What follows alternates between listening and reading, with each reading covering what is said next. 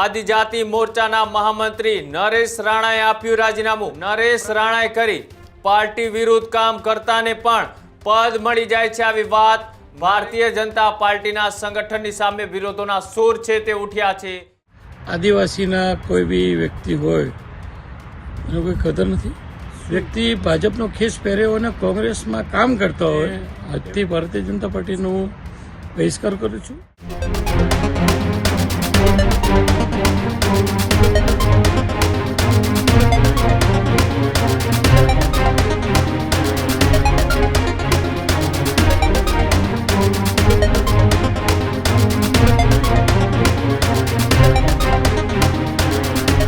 ભારતીય જનતા પાર્ટીના જિલ્લા વાઇઝ જે સંગઠનની રચના કરવામાં આવી છે તેમાં બનાસકાંઠા જિલ્લા ભાજપના નેતાઓ નારાજ।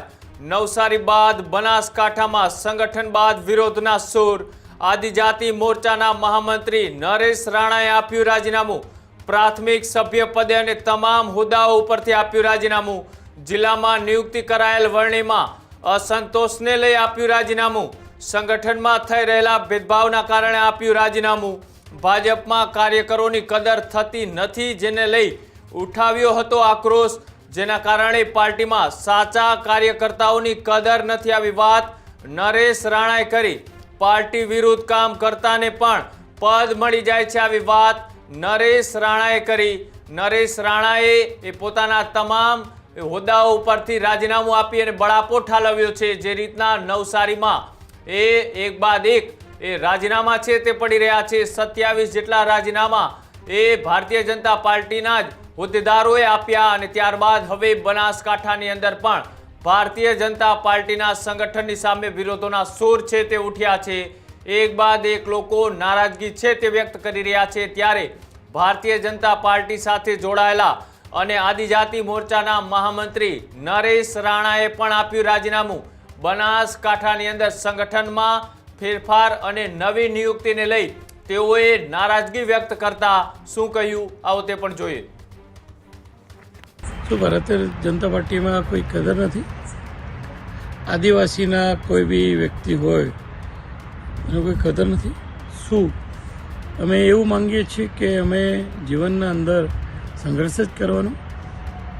હું નરેશ રાણા આદિજાતિ ભીલનો છોકરો છું। અમીરગઢ દાતા વિધાનસભાનો 2022 ઉમેદવાર બી હતો અને પાર્ટી મને 1-3 રોડમાં બી નાખ્યો અને પછી મને જિલ્લાના આદિજાતિ મોરચાના મને મહામંત્રી બનાવ્યા। આભારી છું। પણ અમુક વ્યક્તિઓ જે 2-3 હોદ્દા લઈને બેઠા હોય અથવા પંચાયતમાં હોય અથવા કોઈ પણ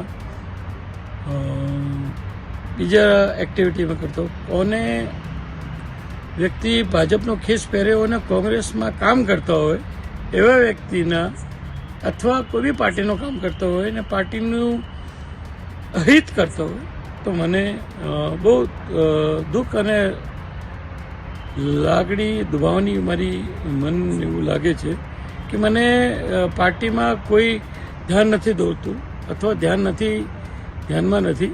મેં જિલ્લામાં વાત કરી છે, પ્રદેશમાં વાત કરી છે, સદૈવ હું પાર્ટી સાથે કામ કરીશ।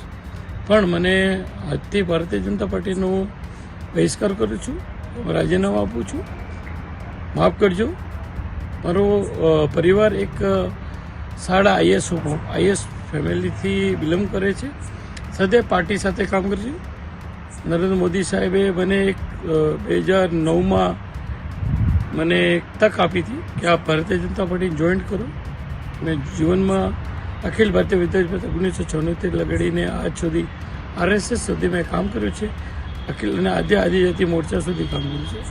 સમયના ગાળા હિસાબને બહુ મારા પરિવારે અને અમે ભારતીય જનતા પાર્ટી બહુ ઘણું કામ કર્યું છે। બહુ હૈયું દુભાણું છે, લાગણી દુભાણી છે, સાચા કાર્યકર્તાની દુભાણી છે। અહીંયા કરપ્શન અને કાચા કારના વ્યક્તિની કદર છે। સમાજ હતા ભૂલચૂક માફ કરજો। હું નરેન્દ્ર મોદી સાહેબને, અમિતભાઈ સાહેબને, JP નડ્ડા સાહેબને, નીતિનભાઈ સાહેબને યા જગજીત પંડિત સાહેબને કોઈને દોષ નથી આપતો, પણ નીચેના જે પણ કાર્યકર્તા જે બી હોદ્દાદાર જિલ્લાના હોય કે નીચલા જે બી ભલામણ કર્યું એ દોષી છે. માફ કરજો. આજથી ભારતીય જનતા પાર્ટી હું છોડું છું. જય જય સિયારામ. ભારત માતા કી જય. વંદે માતરમ.